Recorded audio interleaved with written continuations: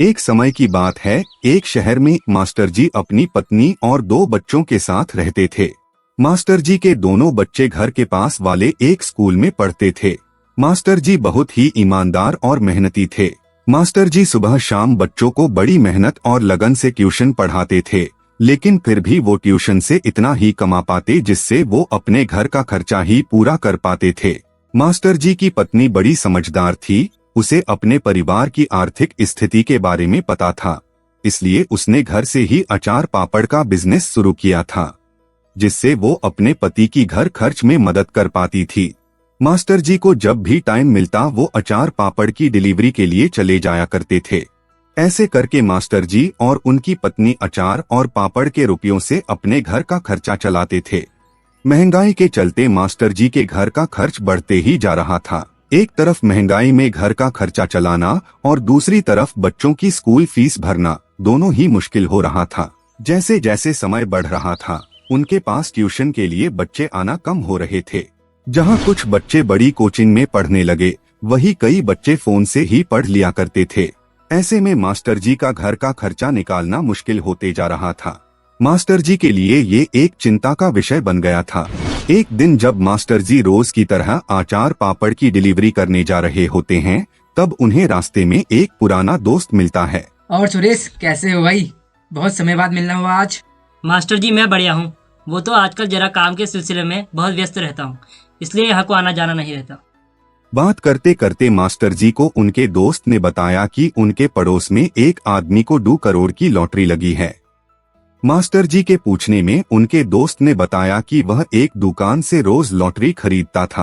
अरे वो रोज जग्गू दादा की दुकान से 20 रुपए का लॉटरी का टिकट खरीदा करता था, और देखो आज वो करोड़पति है। वाह, क्या किस्मत है। अब तो उनकी जिंदगी आराम से कटेगी। चलिए ठीक है मास्टर जी, फिर मिलते हैं। मुझे भी बाजार में जरा काम है। हाँ हाँ सुरेश, फिर मिलते हैं। उसके बाद मास्टर जी घर को आ गए। मास्टर जी ने घर आकर ये बात अपनी पत्नी को बताई। ये सब सुनकर उनकी पत्नी ने भी उन्हें वह टिकट खरीदने की सलाह दी। जी क्यों न हम भी वो टिकट खरीदें, क्या पता हमारी भी किस्मत चमक जाए। हाँ ठीक है, मैं कल से डिलीवरी से वापस आते वक्त एक टिकट भी ले आया करूँगा। अब मास्टर जी रोज जब भी डिलीवरी करने बाहर जाया करते थे, तब वह एक टिकट जरूर खरीदा करते थे। अगले दिन मास्टर जी उसी दुकान में जाकर लकी लॉटरी नंबर देखकर आते थे। ऐसा करते करते बहुत दिन बीत गए, लेकिन इधर न लॉटरी लगी और न ही ट्यूशन में बच्चे बढ़े। मास्टर जी को लगने लगा था कि उनकी ऐसी किस्मत कहाँ जो वे लॉटरी जीत पाए, पर उनकी पत्नी ने उन्हें समझाया कि रोज एक टिकट लेने में कोई नुकसान नहीं है। बढ़ती महंगाई के साथ मास्टर जी का घर चलाना और भी मुश्किल होते जा रहा था। अचार पापड़ का बिजनेस घर चलाने के लिए काफी नहीं पड़ रहा था।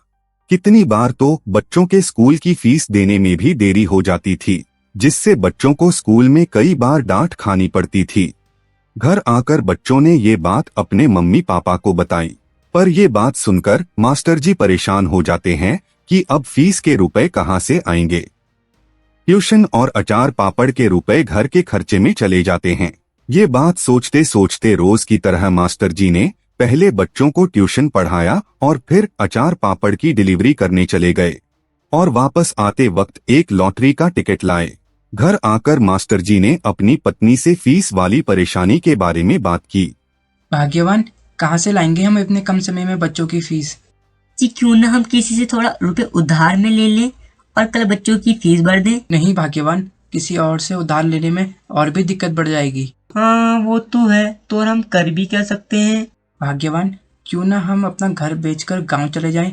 बच्चे भी वहीं सरकारी स्कूल में पढ़ लेंगे। शहर की महंगाई से भी छुटकारा मिलेगा। जी कह तो आप सही रहे हैं, और गांव जाकर कम से कम घर का खर्च तो सही से चला पाएंगे। इसके बाद मास्टर जी और उनका परिवार गांव जाने की तैयारी करने में लग गया। अगली सुबह गांव को निकलने से पहले मास्टर जी को कल खरीदे हुए टिकट के बारे में याद आया। मास्टर जी को लॉटरी की कोई उम्मीद तो नहीं थी, पर उन्हें अपने घर के लिए ग्राहक चाहिए था, जिसके बारे में जग्गू दादा से बेहतर कौन जान सकता था। तो बस पहुंच गए मास्टर जी जग्गू दादा की दुकान पर। ओह, आइए आइए मास्टर जी, आपकी लॉटरी की टिकट का नंबर देखना होगा ना। अरे नहीं नहीं, दरअसल मुझे अपना घर बेचना है और मुझे उसके लिए ग्राहक की जरूरत है।